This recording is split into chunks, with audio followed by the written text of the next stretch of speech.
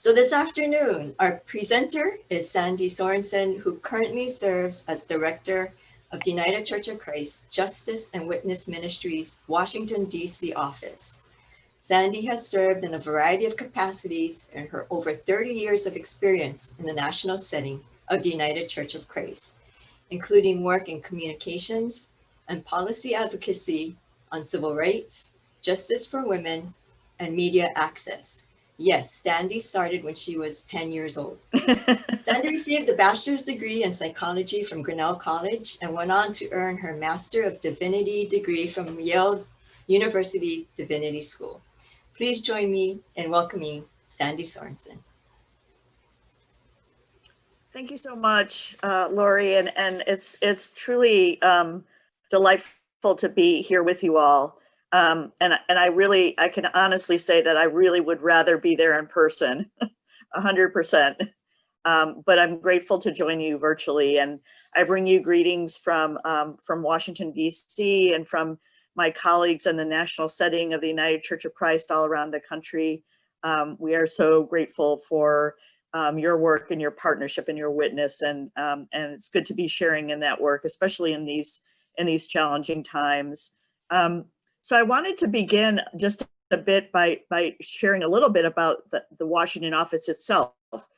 There may be some of you are very familiar with our Washington office, and some of you may not know that we have one or not know too much about it at all. So we are located right on Capitol Hill.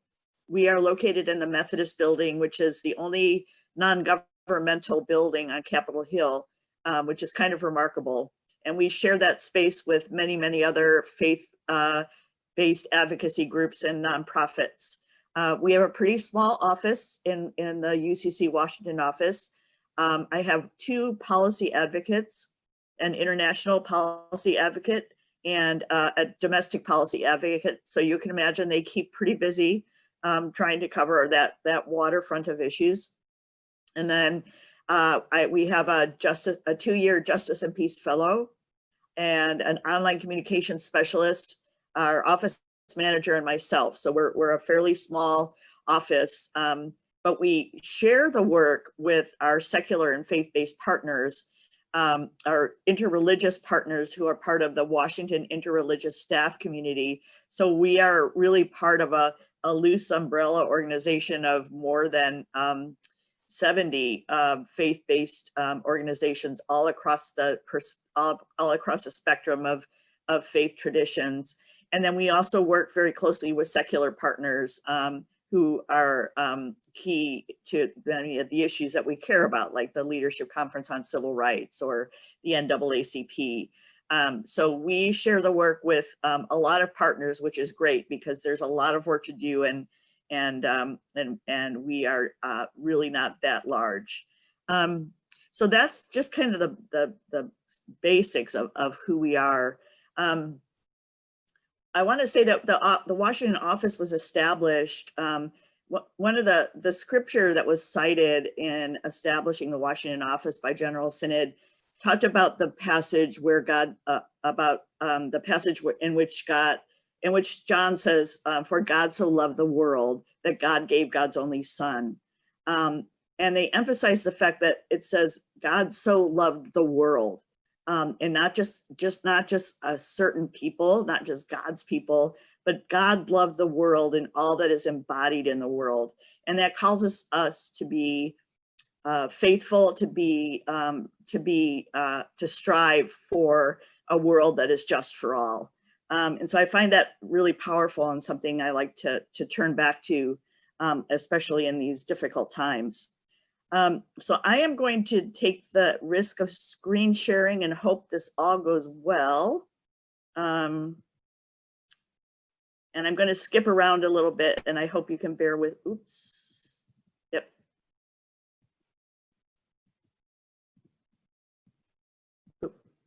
There we go. So one of the things that I think is important to talk about is what really is politics? What does it mean to be political? And why do we as people of faith claim an identity as being political? And these are 2 quotes that I really like to use. And one of them really refers to the fact that when you think about it, politics is just the way that we order our common life. It's the laws, the regulations, the ways that we divide resources and make decisions. And so that in that sense, we're all political. We're all political beings. That when we look at scripture and we look at especially the Hebrew scripture, and we look at the laws and the ways that it's laid out how to take care of the most vulnerable among us, the widow, the orphan. It's very specific about how people are to be cared for and how common life is to be ordered. And so politics in that sense is really part of our DNA as people of faith. Now that's different from partisanship. Politics is not the same as partisanship, and I think that's where we get a lot of times people get confused, and when there's a lot of challenge for some people thinking that being political means necessarily being partisan. And it's important just to note that those are two really different things. That partisanship is about affiliation or loyalty to a particular political party. And as we are political, but not partisan. And this is I like this graphic because it talks a little bit about what that means. What does it mean to be beyond partisanship? And what I mean by that is that as people of faith, our view of the right relationship of our right relationship with God and with all of creation, it comes from a biblical vision. It doesn't come from a party platform or a political ideology. And these are just some of the scripture verses, and there are many, many more that talk about that vision of right relationship among human community and between human community and God's creation. And so that takes us far, far beyond any particular political party or partisan platform. And that gives us a really unique and important voice in the political policy advocacy community.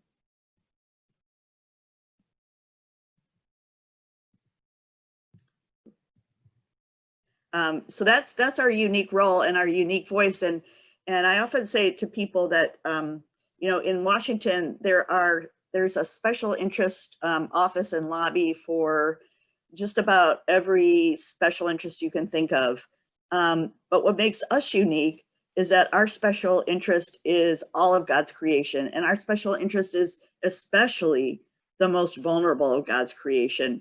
And that puts us in a really unique place of holding the common good, the good of all of us, as our special interest. And so that's a very unique and very a voice that is not otherwise heard in Washington, D.C. or in public policy advocacy. So it makes us really critical and gives us a lot of space and credibility to get into conversations that we might not otherwise get into. So the justice work is described, I think, so well in this 58th chapter from Isaiah. And it talks about sort of two parts of justice. One part of justice is to loosen the bonds of injustice. And then the second part is to break every yoke. So there's two kind of movements of justice that Isaiah talks about. And both are really, really important. And I want to say a little bit about both. And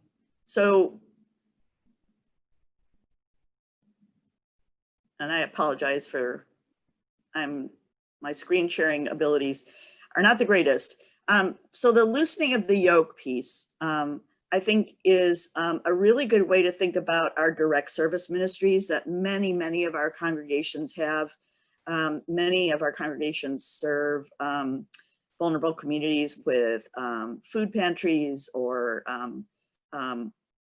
services for people who are unhoused, or for legal services for people needing help, providing childcare for and resources for at-risk youth. All of those things are a way of loosening the bonds of injustice, because when we are in those situations of need, we can't wait for systemic change to be able to, as you see here in the pictures of these children, to be able to provide school nutrition program, food for them to eat at school every day. And so loosening the yoke is a really critical part of justice. That is the part that is direct service ministry. And it goes along hand in hand with doing justice. And that's the second part of that movement in Isaiah. So when Isaiah talks about breaking the yoke of injustice, that's a step beyond loosening the yoke to making systemic changes to the structures that lead people to be in those situations of vulnerability. So asking ourselves the question, not only how can we help people who are unhoused in our community find a place to seek shelter, but how can we look at why are there so many people who are experiencing lack of housing, lack of affordable housing, and what can we do to make it possible for all people to be able to access affordable housing? So those are the kind of the two movements and pieces of justice, and both are really, really important, and both go really hand in hand. And so sometimes I think we emphasize one or the other, but they really are integral to go together.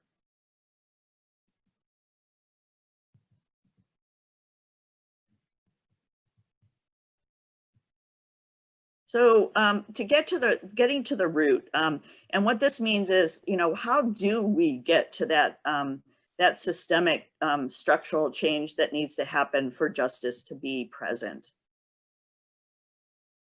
So for us as people of faith, and especially in this election year season, and when there's a lot of uncertainty about what can we or not say as people of faith, at one point are we kind of crossing the line of a 501c3 faith-based nonpartisan organization. And so there's a couple really kind of helpful do's and don'ts to keep in mind. The do is that as long as we're speaking about policy issues from a faith perspective, and we're communicating those views to decision makers in the public, that is perfectly within the bounds of our calling and our 501c3 status. So speaking to the issues and speaking to the things that we care about, if we were to say in this election season, speaking about affordable health care, or speaking about addressing economic disparity, those are all things that that we are absolutely able to speak about as people of faith, and that we should speak about and lift up in this election season. What we want to avoid is making statements that endorse political candidates or oppose them, or endorse or oppose political parties. What we want to do is speak to the issues and the change that we want to see in terms of issues, and not necessarily speak in favor of a particular candidate or a political party.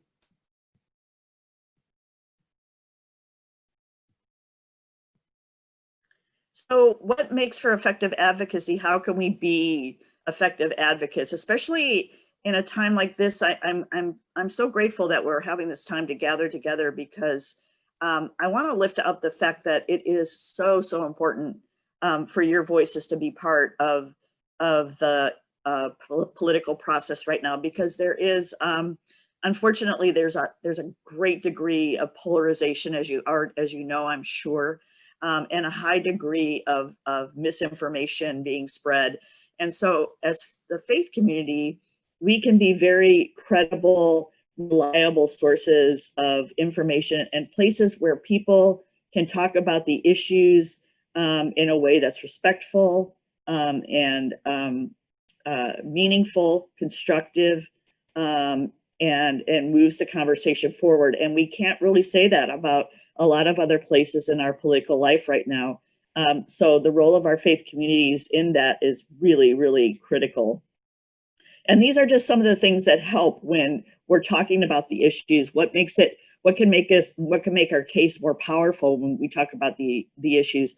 And one is to, to make sure that we have accurate information and insights and resources when we're talking to members of Congress, to let them know, be able to let them know, say, how homelessness is impacting that person's district or that state.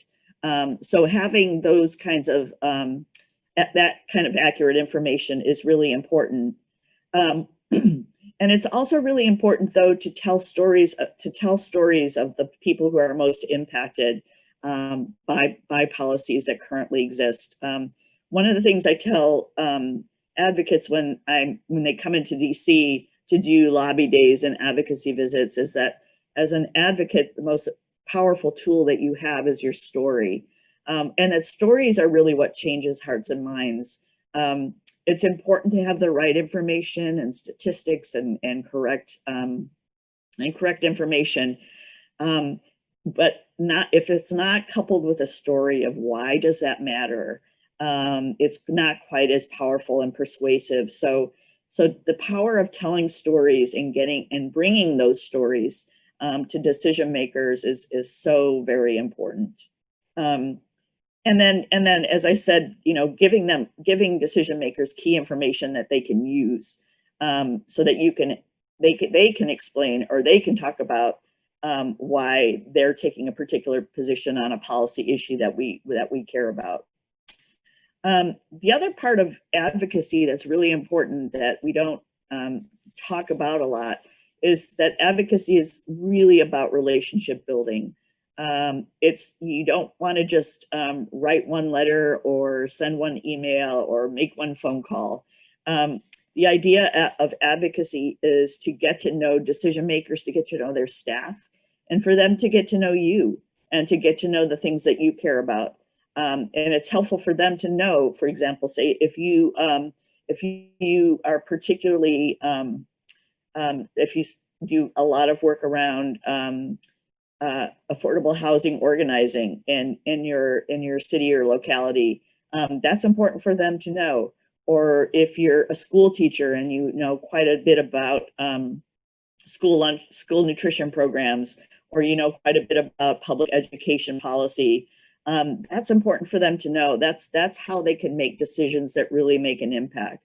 So as the people who are on the ground, the teachers, the healthcare workers, the law enforcement officials, all of those people who are on the front lines that are experiencing the imperfections of our current systems and who may have some ideas about how to improve that. Those stories and those relationships are really important to share and for decision makers to get to know that you have that capacity. So when we talk to people about doing advocacy work, when you're writing a letter, writing an email, posting on social media, making a phone call to a decision maker, and not just a member of Congress, but this could be a local decision maker in your community. We like to talk about the ABCs. So it's important to ask for something specific. So, we urge you to vote yes on such and such a bill, or we urge you to oppose this measure before the city council. So being able to be specific is really important. Not just that we want affordable health care, but we want you to vote for this particular measure that will help address affordable health care in our community. And then another kind of part of the ABCs is to be persistent. And I can tell you, as 30 years of working in the Washington advocacy community, persistence is extremely important.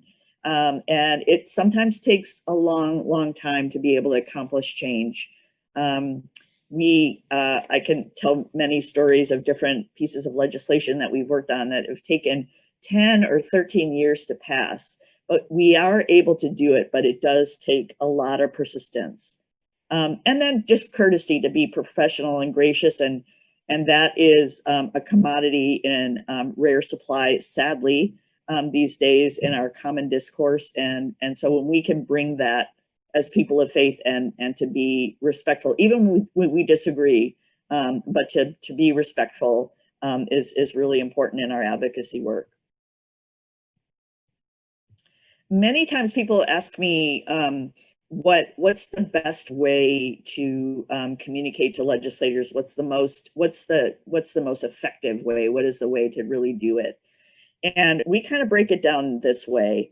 When you do visits, in-person visits, and not just to Washington, but to in-district offices of your decision makers, your members of Congress, that's very powerful. That demonstrates a real commitment on your part to actually be there in person on the issue. So that's probably the most impactful way to influence public policy. Individual handwritten letters, believe it or not, are still really important. They convey an amount of effort that has gone into this communication that kind of goes above the signing a petition or just sending an email without personalizing it. When you do send emails, and I know that a lot of times it was certainly in our Justice and Peace Action Network, we provide some text for that. But when you can add your own personal story or a story of how your community is impacted by this issue, that makes it that much more powerful. So we really encourage people to individualize any of the messages that they send. Phone calls are also very critical.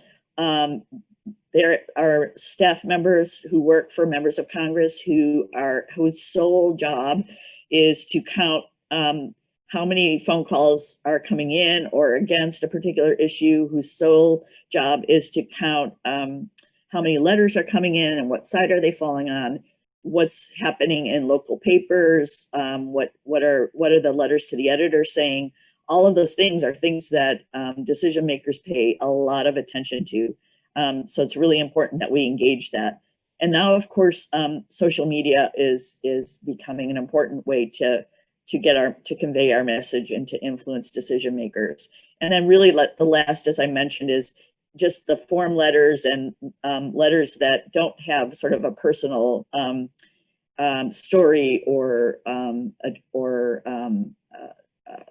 touch to them are probably like the least likely. But what I always say to people is, whatever you do, do something, don't do nothing. So all of those things are important. And these are some ways that you can track things that are happening, bills that are happening, and bills that are coming up before Congress. Just some good ways of good places to get information. And then the other thing I would want to talk about is something that we often overlook. And that's the importance of doing advocacy in the media. And so being a person who can be a source for editors of your local papers, or being able to write letters to the editor. People may not know this, but many people may not know this, but the letters to the editor and the op-ed page of the newspaper is the most read page of the newspaper. And this applies to anywhere. And it's not just the big Washington Post or New York Times. People really want to know what their neighbors think. So the local and regional papers are very, very influential. And so if you're able to do a letters to the editor campaign, if people are able to see a lot of letters from people of faith who care about affordable housing or care about healthcare or care about civil rights, LGBT issues, that's very persuasive, and in many ways more persuasive than any other source could be. So using that media source, being available to local and regional reporters when they're writing a story about what is the faith community saying about this issue, it's important that they know that you're there and that you can be a resource for them. And then you can magnify that through any of your social media posting as well. And these are a couple sample tweets and Facebook posts And I can send copies of this as well, and so that you can have them after the presentation. But just really easy ways that that you can communicate what's important to you to your members of Congress.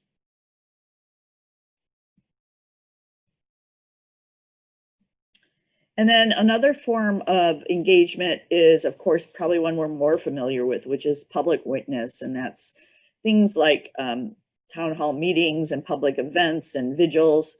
It's been very interesting in this time of COVID-19. That has certainly changed the landscape around the work that we've done around public witnessing. But I have seen a lot of really creative things that people have done, virtual vigils and virtual witnessing, that is also really, really powerful. So that is happening as well. People are being really creative in the time of COVID-19 to find other ways to message on an issue.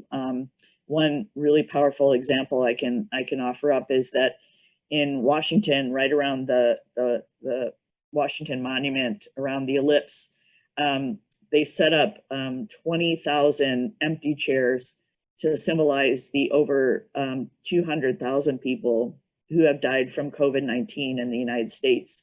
And that's kind of, a different way of witnessing, but also a very powerful way of witnessing. And so people are finding some really creative ways to do that, even in a time when we really can't do the in-person gatherings that we often do.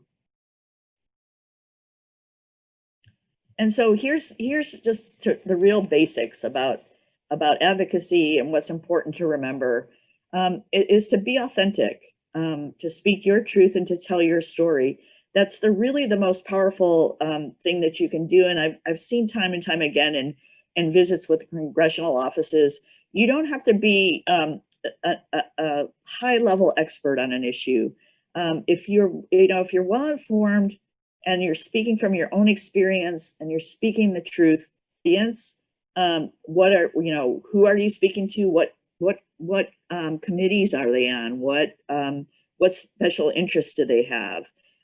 So that you can hone your message to a way that might reach them. Are they people who is this member of Congress one who be a fiscal conservative, and that kind of argument appeals to them? Good to know your audience. And then make your message personal and bring in your faith. Don't be afraid to identify as a person of faith and to speak from your faith, which is something many of us shy about, speaking from our faith identity. And it's so important to do that, and to let them know that that's part of what calls us to be in touch with them and to share this message. And then always, it's helpful to sometimes be prepared for the unexpected.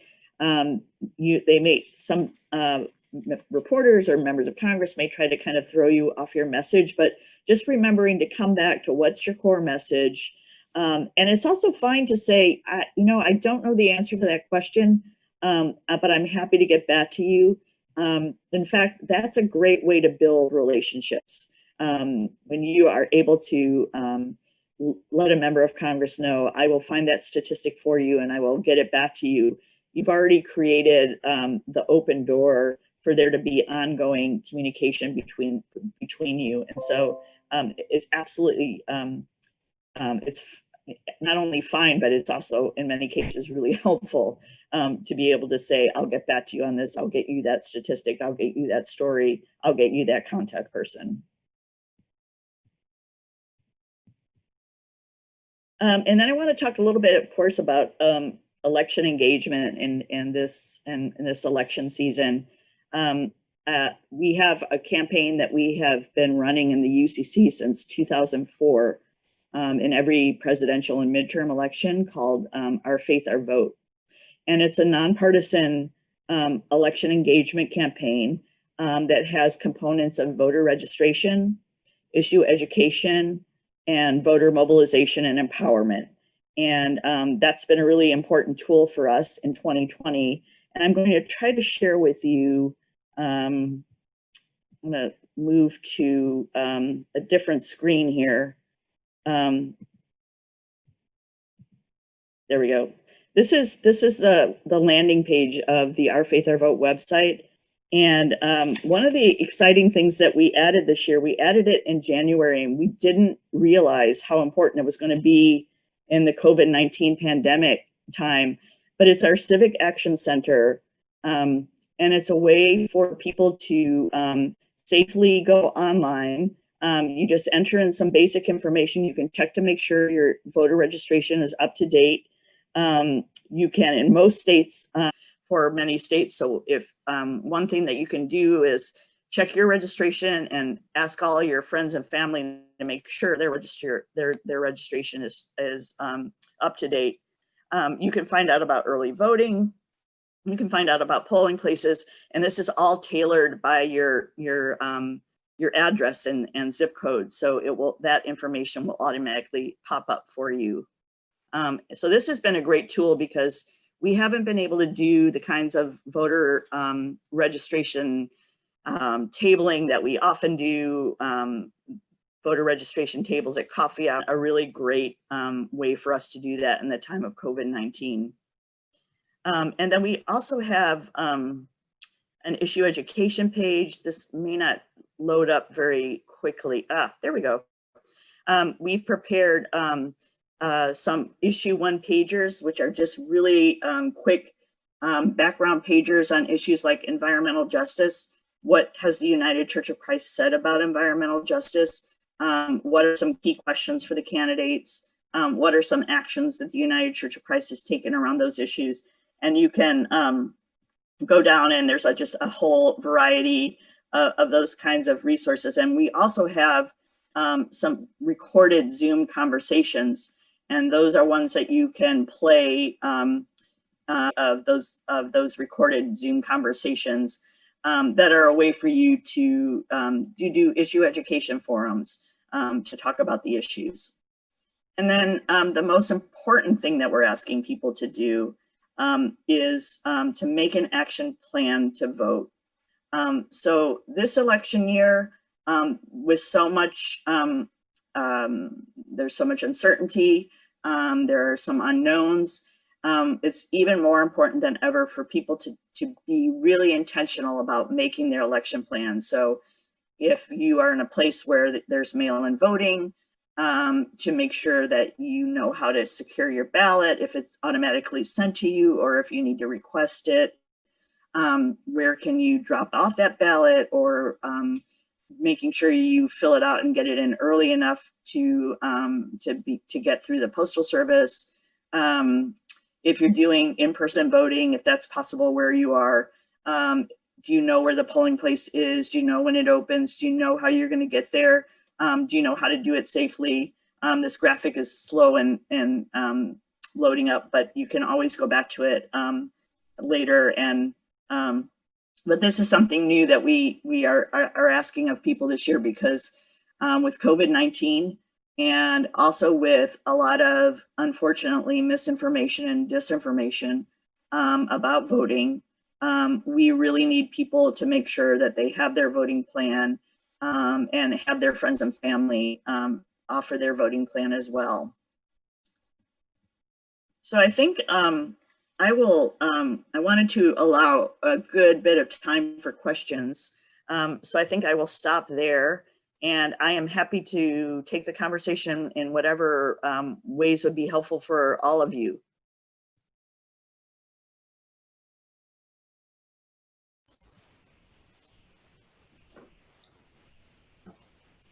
Thank you so much, Sandy. Your presentation was so informative and so thorough. People haven't entered any questions yet. I think we're still trying to digest, so we'll give people a little while to enter some questions in the Q&A if they have any for Sandy. Absolutely, and that's and I can appreciate that it is a lot to digest. One thing I would add is that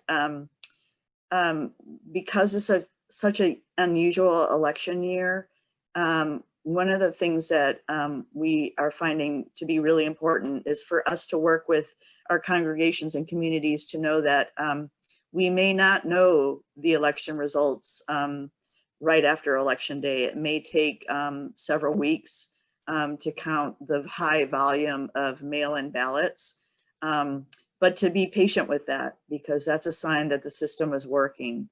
And we want to make sure that every single vote is counted. So if it takes us several weeks to count all those votes, then that is what we must do to keep our election system fair and to have integrity. So one thing that will be helpful for faith communities to do is to remind people that we may not know the results right away, and to be able to provide forums for helping people to navigate the uncertainty of that, because this will be a new thing for many of us. And the role the faith communities can play in offering space that is respectful, and where people are not dehumanized, and where people can share their differences without demonizing each other is really, really important. So that's one of the other pieces of this that's unusual about this election year that we're lifting up as well.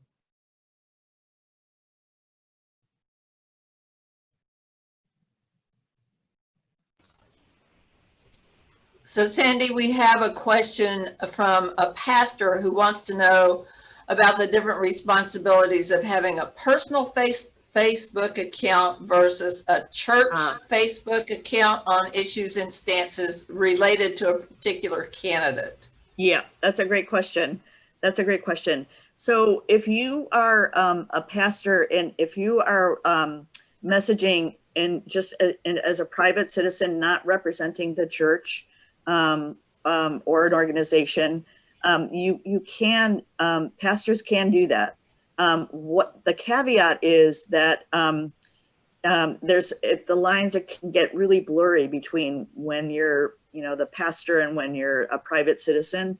And so I always advise pastors to think really carefully about that, and to really weigh the costs and benefits of messaging around a particular candidate. If you can stick to the issues, it's stronger territory to stay in, but it is possible for a pastor, as a private citizen, not signing on as a representative of First Congregational whatever church, but just as a person. But I would just caution that can be kind of blurry.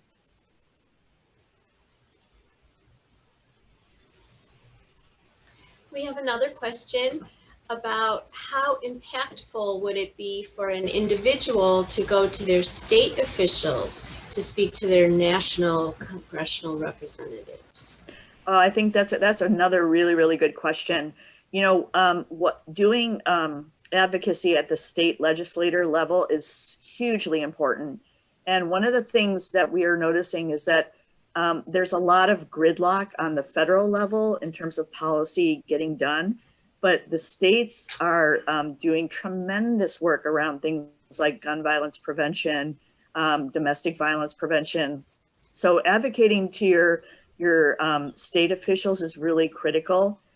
Many people do a lobby day to their state capital, and that can be very, very powerful.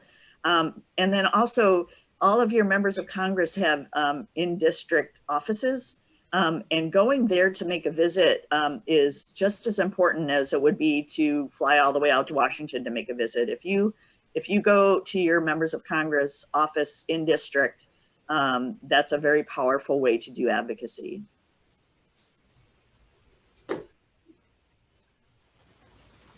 Are there some current advocacy issues it's asked that you are particularly encouraging us to be caring about and saying something about? Yeah, that's a great question as well. So there's a number of issues that we're really raising as important in this 2020 election year. Environmental justice and climate change is one of our key priorities. Another is that COVID-19 has really laid bare, tragically, the economic disparities and the disparities in healthcare access, the disparities in resources that parents have to do social distance learning. It's just interesting that COVID has just sort of taken the veil, not that for many of us there wasn't a veil, but for some of us has just taken the curtain off to show us the level of disparity and access to the resources that people need. And so that's been a huge part of our messaging is, what are we going to do about the fact that lots of parents and families don't have internet access or reliable internet access, or for school learning, or don't have reliable access to healthcare. So looking at the disparities in resources and infrastructure is another really key piece. We've also been doing a lot of advocacy around voting rights and addressing voter suppression. There's several bills before Congress that have come up but haven't gone very far, that we're trying to push forward, that would address some of the instances of increased voter suppression that we've seen. We've also been doing some work around international engagement and international humanitarian aid, and taking more seriously our role in the global community as the United States, which in some way we've really sadly stepped back from. And so those are a couple of things. Certainly racial justice has been a really core part of our messaging this year, at a time when that has been, again, like COVID-19, the need for racial justice, racial healing, racial reparations has become more clear in a way that perhaps it hasn't for a long, long time.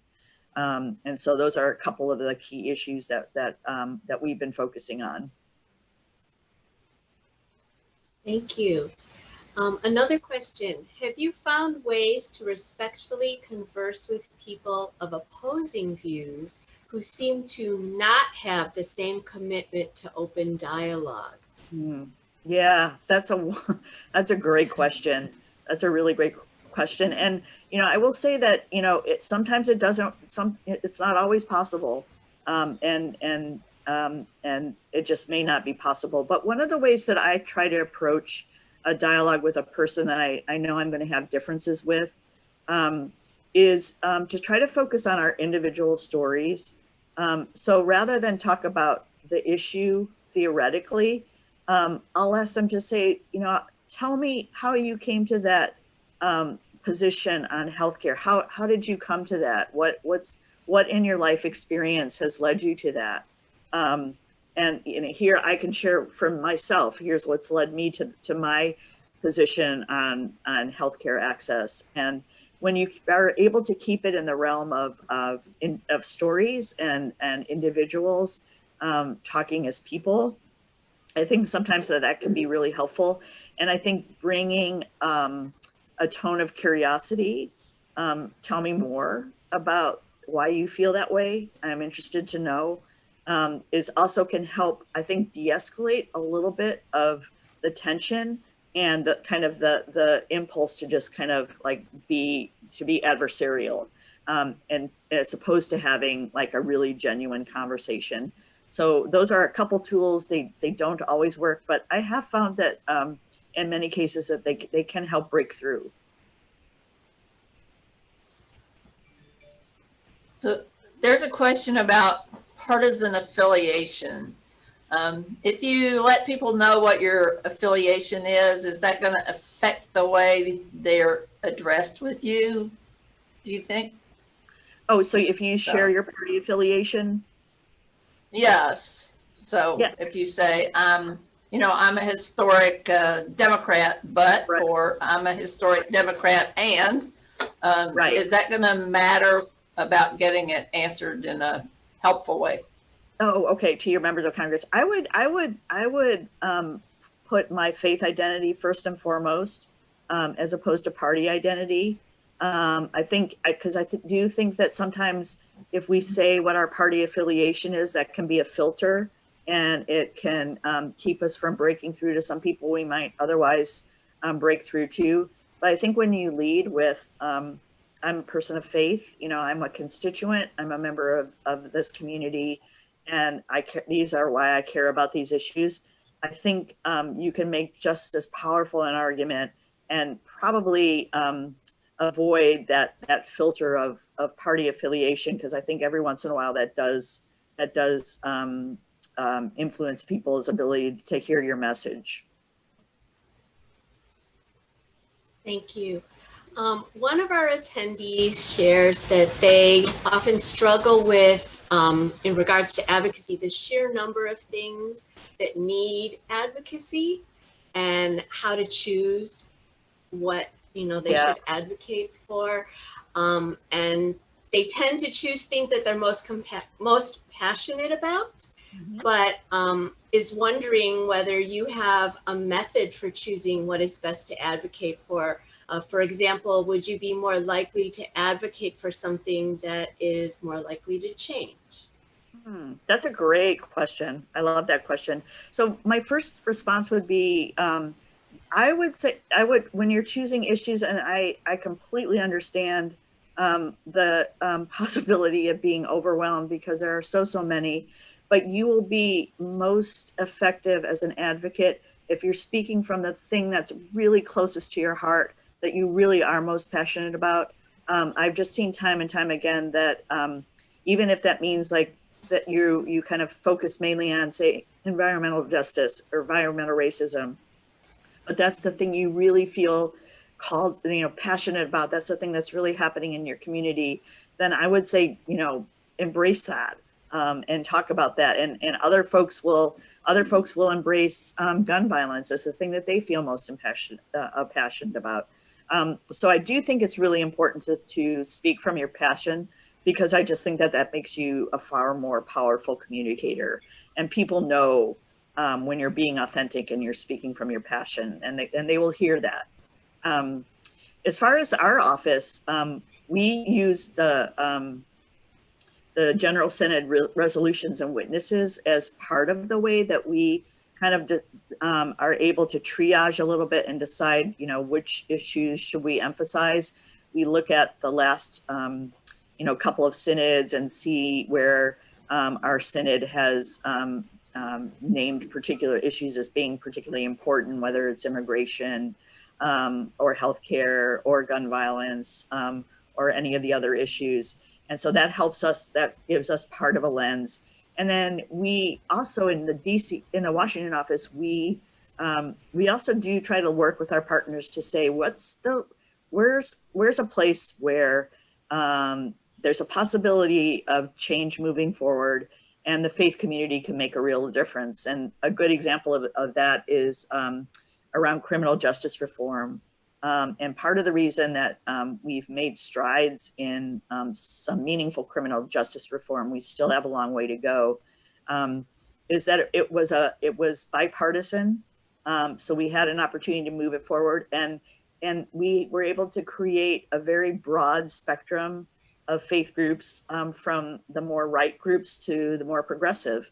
And that got us a lot of attention, and there were enough of us that said, we think the criminal justice system is broken. We may have different reasons for thinking that, but we think it isn't working, and here are some steps forward. And so that's another tool that we used in the Washington interreligious community. But I would say, you know, finding what you feel passionate about, finding where there's where are there networks, and where does there seem to be space in your community, you know, to build a powerful coalition to advance an issue.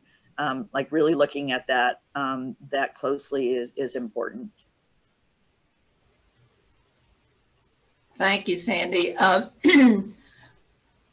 You indicated that you find people that are working on the same issue. What happens when you know that the issue that's really the highest priority for you, like environmental justice, is not a priority for the current administration? And how do you maneuver in the climate that you find yourself in, or we all find ourselves in now? Yeah, that's a great question. It's very relevant to today.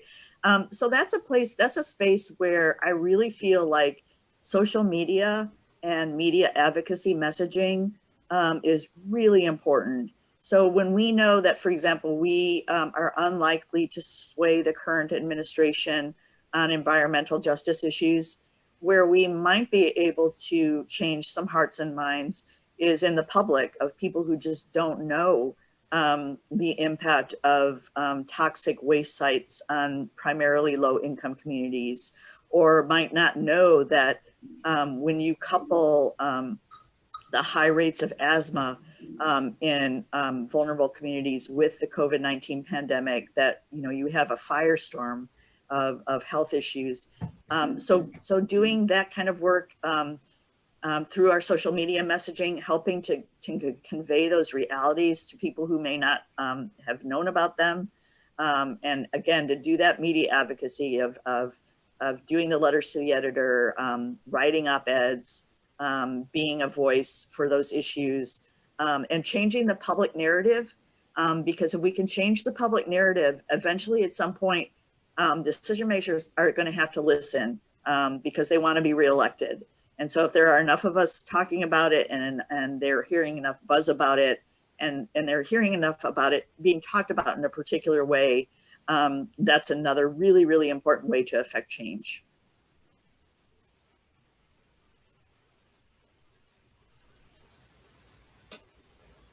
Okay, let's see. We have a couple more questions coming in here.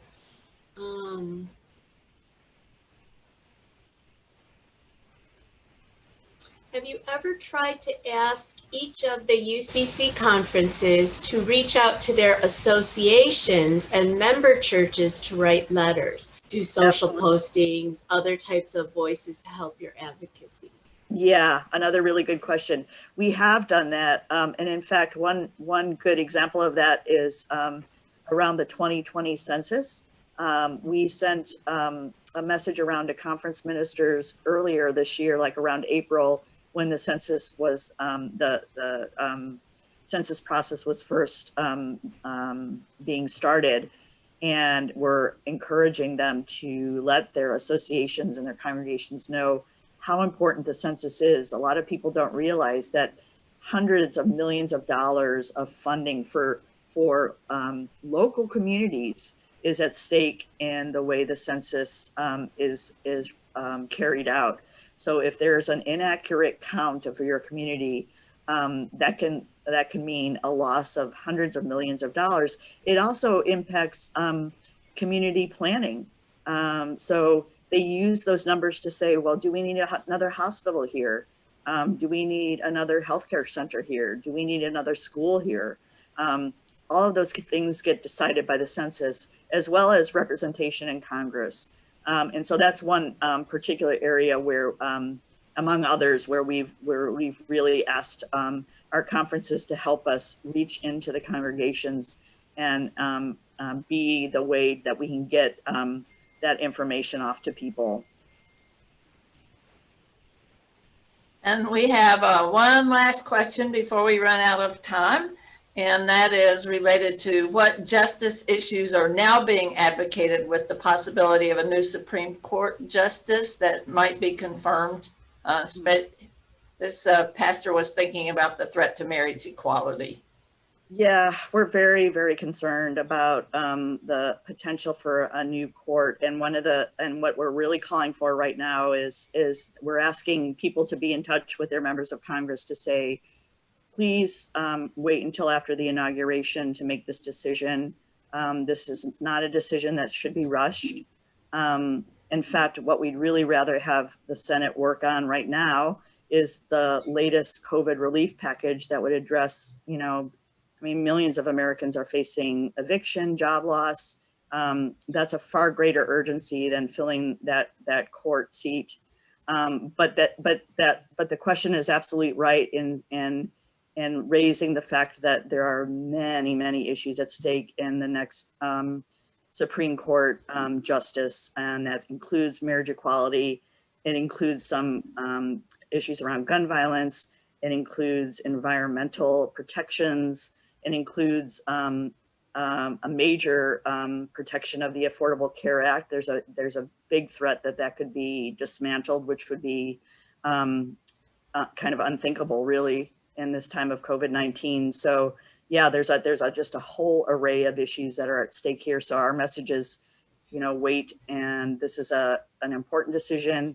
It deserves careful consideration, and it should be made after the inauguration. Amen to that. And I'll just put one last commercial. Sure.